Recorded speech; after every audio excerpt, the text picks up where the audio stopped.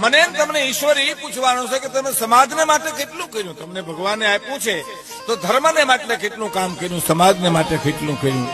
પોતા માટે તો હવ કરે ભાઈ, પશુ પ્રવૃત્તિ છે. હા, આપણા સમાજમાં જો ઘણી વાર ખોટા વખાણ બહુ થાય કે ફલાણા ભાઈ પોતાના દીકરાના લગ્ન કર્યા, કોઈ લગ્ન કર્યા. ઓહો હો, હવે એ ન કરે તો અનાથ આશ્રમ ના આવીને કરે ભાઈ? એના લગ્ન તો એ જ કરે ને, એનો બાપ છે એટલે. પણ ગામડું ગામ હોય, વિધવા બાઈ હોય, આંખમાં આહુડા પાડતી હોય, અને કોઈ મર્દ નીકળીને એમ કે બેન કેમ રોવા માંડી? કે ભાઈ મારા દીકરાના ઓચિતાના લગ્ન આવ્યા.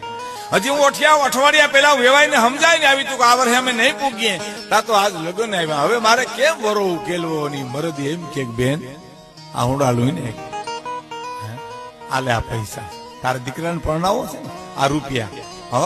અને હવે એક કામ કરજે, મેં તને દીધા એમ તું કોઈની ખેતી નહીં, કારણ કે તું મારી બેન છો, હું તારો ભાઈ છું, હો.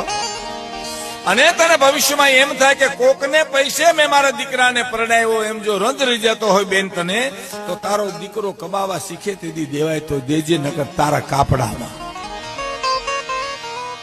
એની ઉપરવાળાને ચોપડે નોંધ થાય છે સાહેબ, પોતા માટે કરે તો પશુ પ્રવૃત્તિ છે. મને તમને ઈશ્વર એ પૂછવાનું છે કે તમે સમાજને માટે કેટલું કર્યું? તમને